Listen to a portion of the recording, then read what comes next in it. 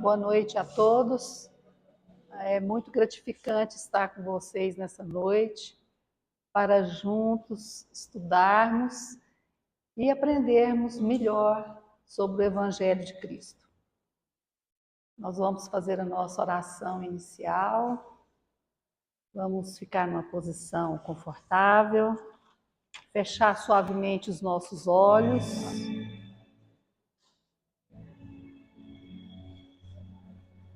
Senhor, aqui estamos nesta noite, unindo nossas mentes e corações, para rogar, através desta oração, amparo, proteção.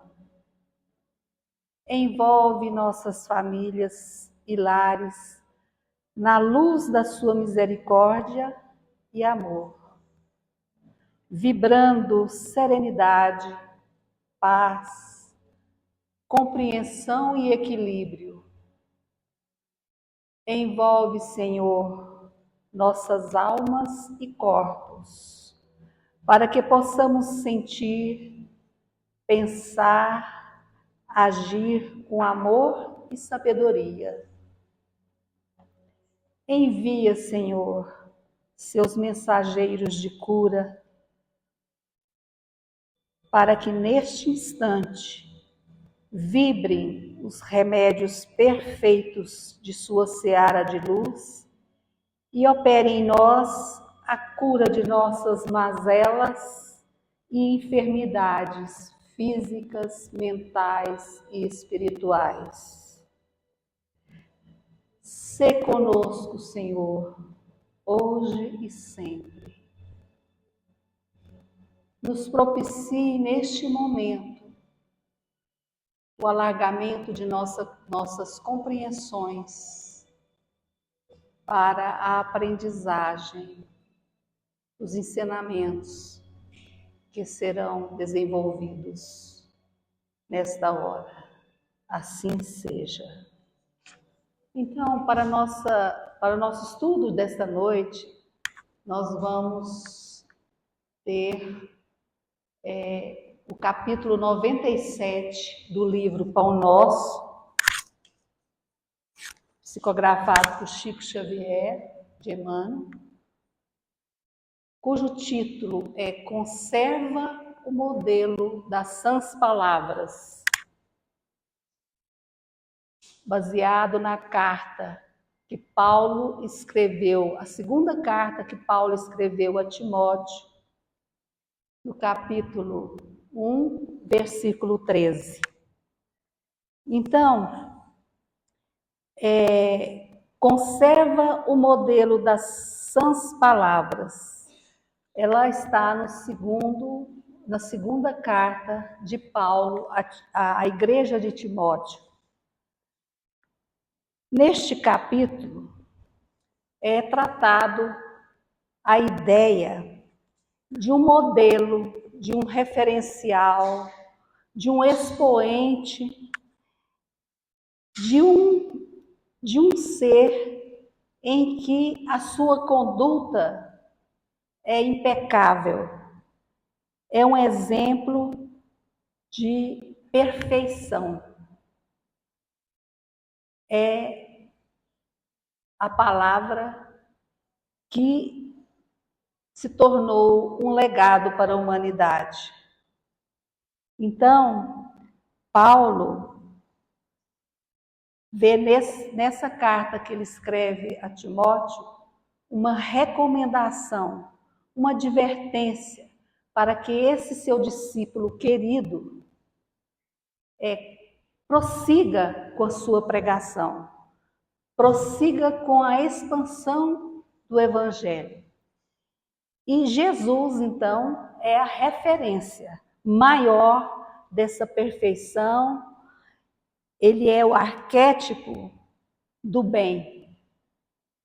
E, através da palavra, que é do Evangelho, que é essa referência do amor perfeito, da perfeição de sãs palavras, é que Paulo, então, quer que Timóteo não deixe que o evangelho morra e prossiga, então, com o discernimento,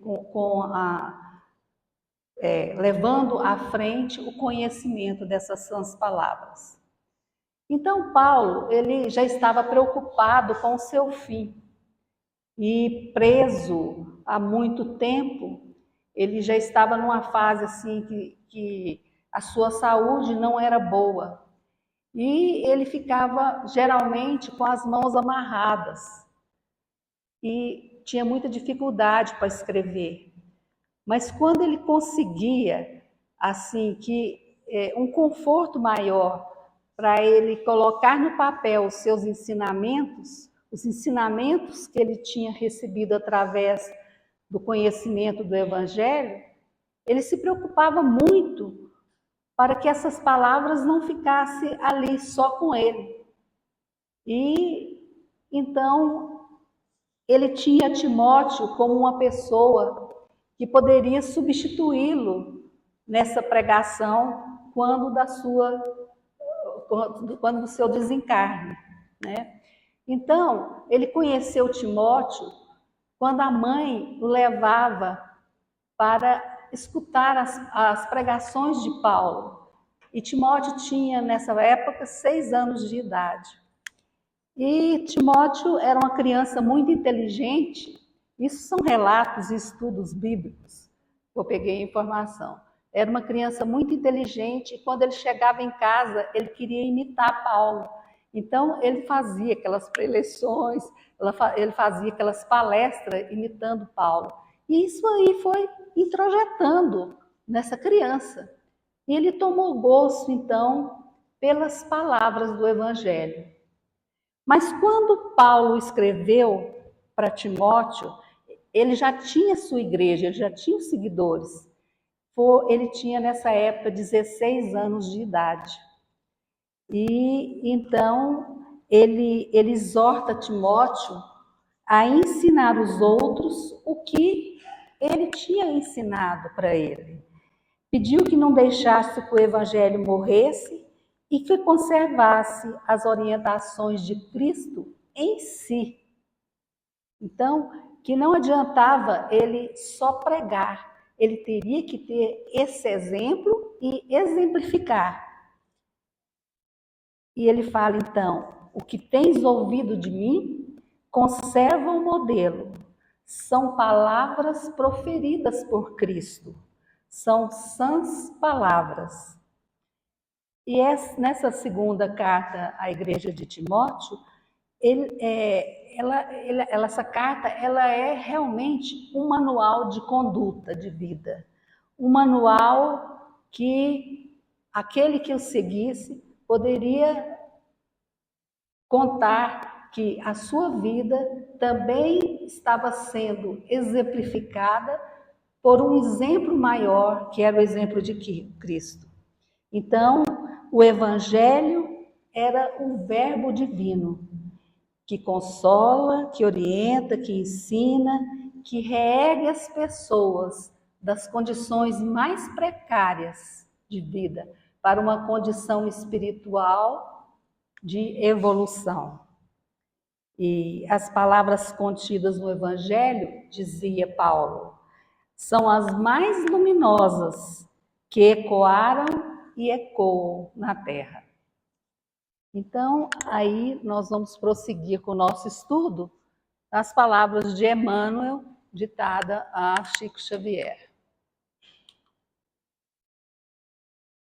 Quando nós pensamos em palavras sãs, nós temos algumas referências que eu coloquei aqui, como amor, gratidão, empatia, paciência, respeito, caridade. Mas se vocês fecharem os olhos e trazerem para a sua tela mental uma palavra que te leva a entender que é uma palavra sã, o que eu peço para vocês fazerem agora, vocês vão ver que existem várias palavras que gratificam o nosso ser, o nosso entendimento, a nossa vontade de melhorar, que nos levam e incentivam a uma conduta melhor.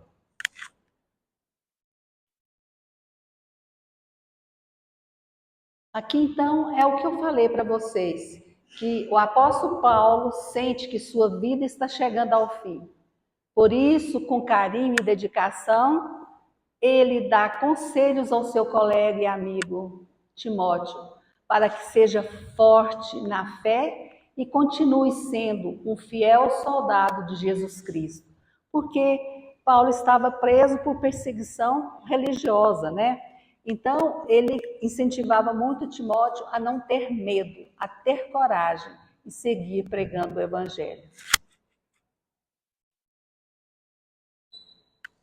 Bom, então Emmanuel fala que distribuir os recursos que a providência te encaminhou às mãos operosas, todavia, não te esqueça de que a palavra confortadora ao aflito representa serviço direto de seu coração na sementeira do bem. Aliás, distribui os recursos que a providência te encaminhou às mãos.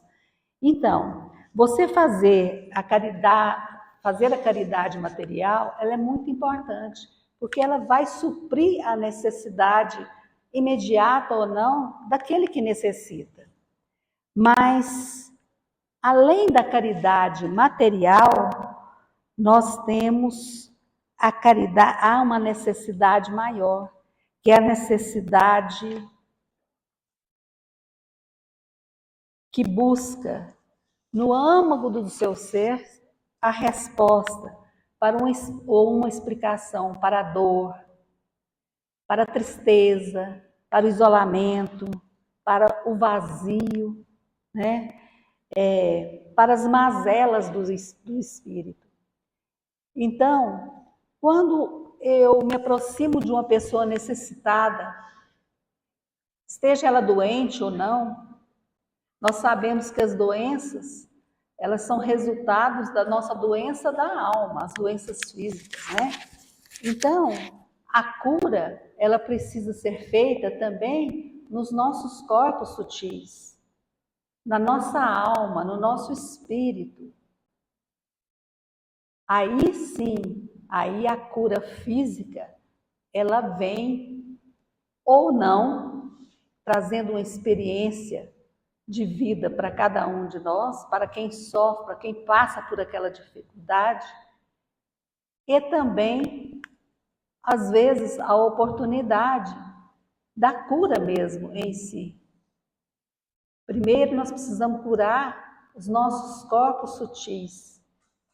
E aí, o resultado dessa cura vai nos proporcionar também a cura das nossas enfermidades, das nossas doenças, das nossas mazelas, não é? Então, há necessidade, então, de um abraço, de um sorriso, de alguém que senta, cala e nos ouve, né? Sem interromper, sem às vezes exigir, julgar ou condenar. Então, isso gera uma aprendizagem não só para aquele que está auxiliando, mas para o auxiliado também. Esse gesto, essa aproximação dessa caridade moral, que a gente chama, ela é importantíssima.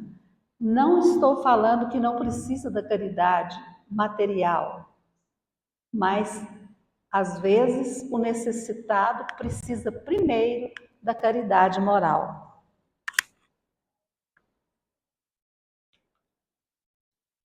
O pão do corpo é uma esmola pela qual sempre receberás a justa recompensa, mas o sorriso amigo é uma bênção para a eternidade.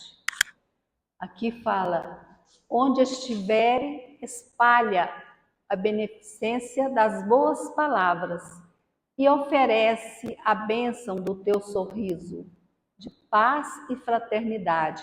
Vejam bem, a bênção de teu sorriso, de paz e fraternidade, é dita por Memei. Então, é como eu disse aqui anteriormente, que o auxílio aos doentes é uma forma de gentileza, mas quando enviamos emissários para visitá-lo e auxiliá-lo, mas quando nós mesmos vamos visitá-lo, quando há uma interferência direta da nossa presença, isso constitui uma preparação de quem visita, do visitante, para o enfrentamento das nossas dificuldades, das nossas da nossa busca evolutiva. Aqui nós temos, então, nesse slide, uma senhora sendo visitada, olha o tanto que ela expressa a alegria de receber essa visita, né?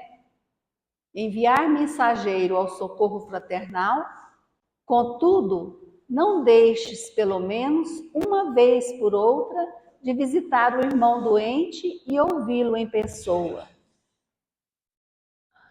Às vezes a gente faz parte de um grupo fraterno, né, que visita os doentes, que vai até a casa de crianças e ajuda a brincar com essas crianças, mas ele coordena, aí ele reparte as tarefas. Você vai fazer visita, você vai recolher o material para doação e assim por diante. E naquela coordenação, ele desenvolve um trabalho que é importantíssimo. Mas de vez em quando é bom que ele mesmo, em pessoa, vá fazer essa visita. Porque ali, além dele passar as coisas boas que ele pode passar para o doente ou para quem precisa de outro tipo de auxílio, ele vai aprender muito. Isso vai dar força, vai dar coragem, vai dar aprendizagem da vivência em si.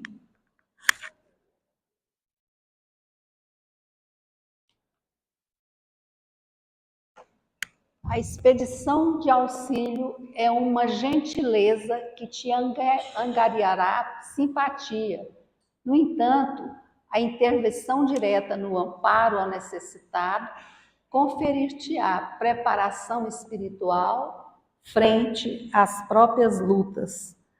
Então, é o que eu disse aqui também, que isso fortalece todas as nossas virtudes ou às vezes ampliam, né, essas virtudes que nós já tínhamos adquirido.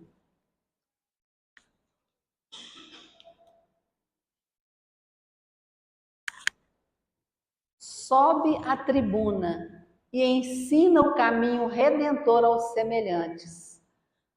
Todavia, interrompe as preleções de vez em quando, a fim de assinalar o lamento de um companheiro na experiência humana, ainda mesmo quando se trata de um filho do desespero ou da ignorância, para que não percas o senso das proporções em tua marcha.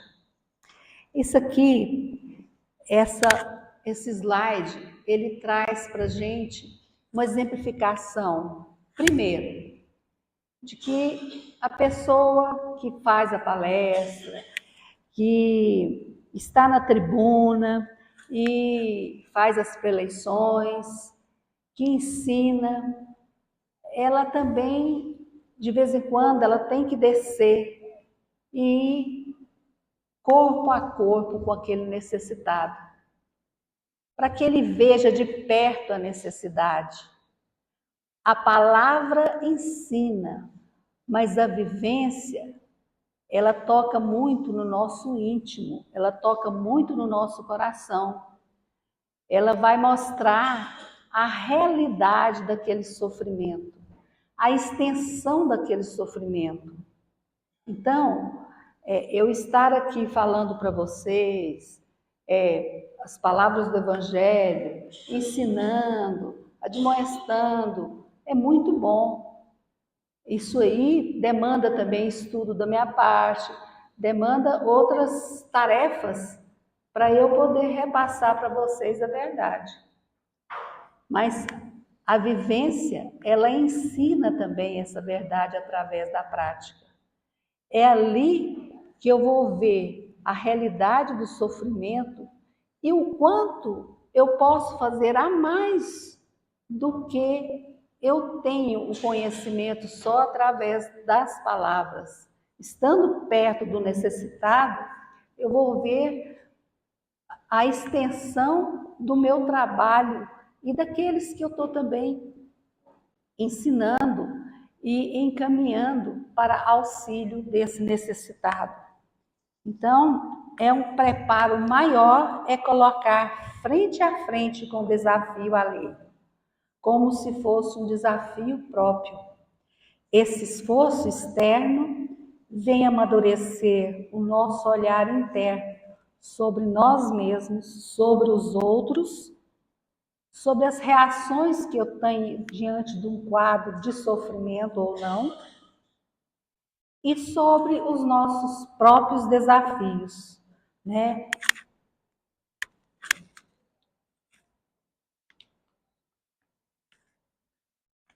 Esse aqui eu acho muito bonito, essas palavras dessa frase. Cultiva as flores do jardim particular de tuas afeições mais queridas, porque sem o canteiro de experimentação é muito difícil atender a lavoura nobre e intensiva. Mas não fuja sistematicamente à floresta humana, com receio dos vermes e monstros que a povoam, porquanto é imprescindível preparares a avançar mais tarde dentro dela. Então, qual que é o jardim particular? Nosso jardim particular é a nossa família, né? A nossa família é a nossa primeira escola, é o nosso primeiro evangelho. É lá que nós recebemos os ensinamentos morais. E é lá também que nós vivemos sem as máscaras. É dentro de casa, dentro do nosso lar, é que nós somos quem somos, né? Eu revelo no lar quem eu sou. Sair, você se mostra de uma maneira em certo ambiente, de outra maneira na escola, no trabalho, mas no lar você é sempre você mesmo. Então, como ela é a primeira escola que nós temos, porque ali nós estamos com afetos e desafetos para podermos diminuir as nossas mazelas, os nossos compromissos e também crescermos e ajudarmos aquele que talvez em outra encarnação tenhamos prejudicado. Então, no lar, nesse seio familiar, é que nós adquirimos as experiências e os comportamentos, seguros ou não, que vão me ajudar a enfrentar o mundo desconhecido. E ali fala que você tem que estar preparado. Essa preparação vem desse jardim, que é o jardim do lar, né? Da família, para enfrentar todas as dificuldades e todas as experiências, boas ou negativas, do mundo fora do lar. E aqui fala, saia, Yogananda dá essa advertência, saia de seu caminho para fazer os outros felizes. Estenda a mão para ajudar outras pessoas todos os dias, de maneira que puder. Da maneira que você puder, de qualquer jeito, você estenda a sua mão. E estender a sua mão é dar para o outro um olhar, um sorriso, uma atenção. Pensam bem, se você cumprimenta uma pessoa de manhã, bom dia, com um sorriso, é diferente, muito diferente você falar bom dia. Então, esse sorriso, ele dá uma abertura maior, ele agrada não só o coração, os olhos, agrada a alma.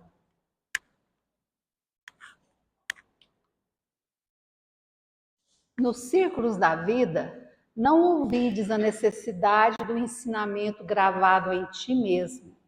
Por quê? Eu só dou aquilo que eu tenho. Ali tem um exemplo ali da lâmpada cheia, né? Vamos falar cheia de luz, e então sendo ofertada para a outra pessoa. Por quê? Porque ela está cheia. Se ela estivesse vazia, eu não teria condições de dar a outra. E Chico Xavier nos deixa essa fala, essa frase. Cada boa ação que você pratica é uma luz que acende em torno dos seus próprios passos. E assim essa luz vai aumentando a sua bagagem de virtude, a sua bagagem de conhecimento, e você pode repassar para frente, então, aquilo que você tem. Né?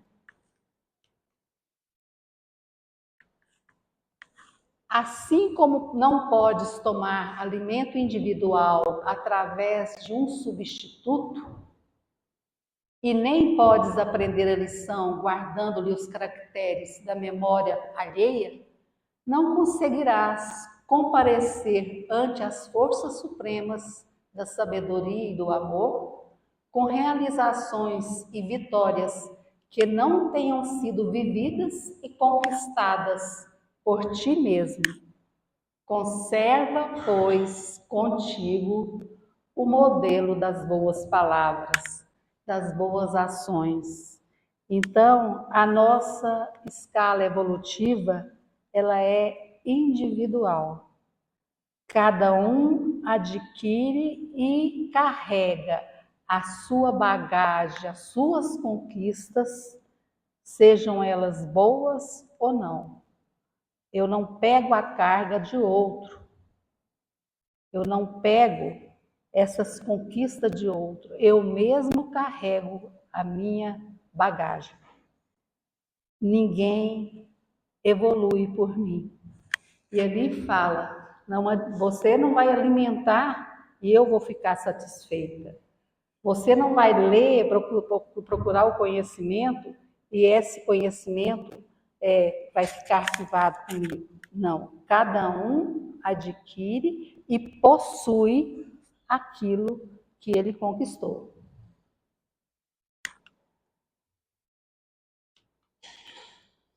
Então, e assim, nós somos responsáveis por aquilo que nós fazemos, por aquilo que não fazemos e por aquilo que impedimos de ser feito.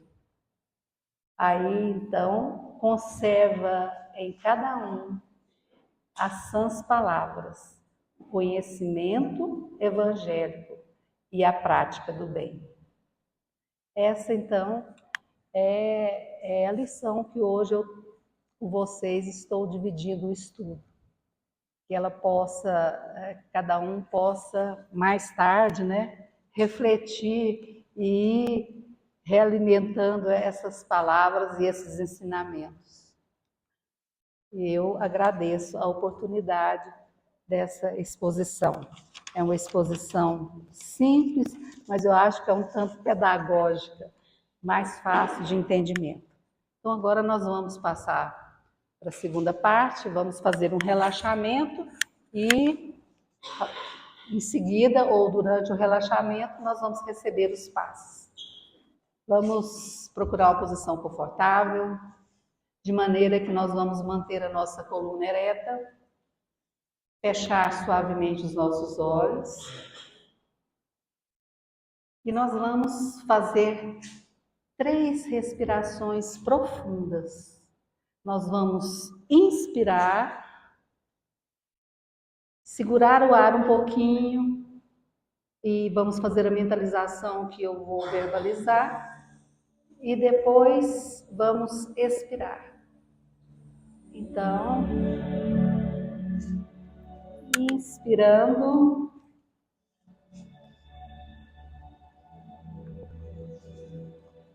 segurando o ar um pouquinho, expirando, inspirando. A saúde me penetra, todo o meu ser se transforma. Expirando, expulso todos os males. Inspirando, a paz, a serenidade, a alegria, a calma infinita me penetra.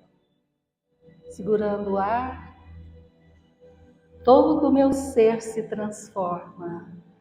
Expirando, desfaço de toda inquietude, de toda tristeza, de todos os incômodos emocionais.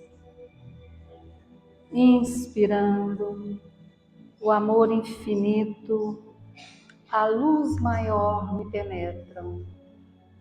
Todo o meu ser se transforma. Estou agora em perfeito equilíbrio. Sou um ser amoroso, sereno e feliz. Estou envolvido na luz de Deus. Eu sou luz. Deus é luz. Eu estou em Deus e Deus está em mim. Eu sou luz.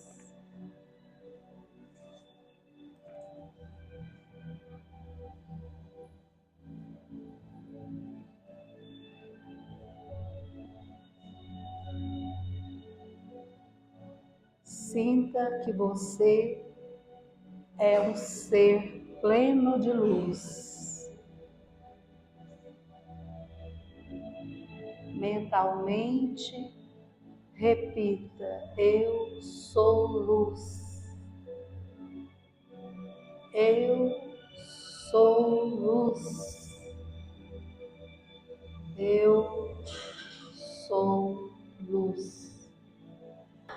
Vamos então fazer a nossa oração final, permanecendo ainda com os olhos fechados. Vamos agradecer, Pai de infinita bondade. Somos gratos por esses momentos de reflexão, de prece, de união de pensamentos sãos e palavras sãs. É hora de regressarmos aos nossos lares, levando conosco mais um conhecimento, mais um exemplo vivificador de seus ensinamentos. Pedimos, Senhor, que floresça em nosso ser a vontade de pôr em prática o que aprendemos nessa noite. Aumente em nós a nossa fé, a caridade e a alegria de viver palavras e obras sãs. Que Deus nos abençoe hoje, agora e sempre.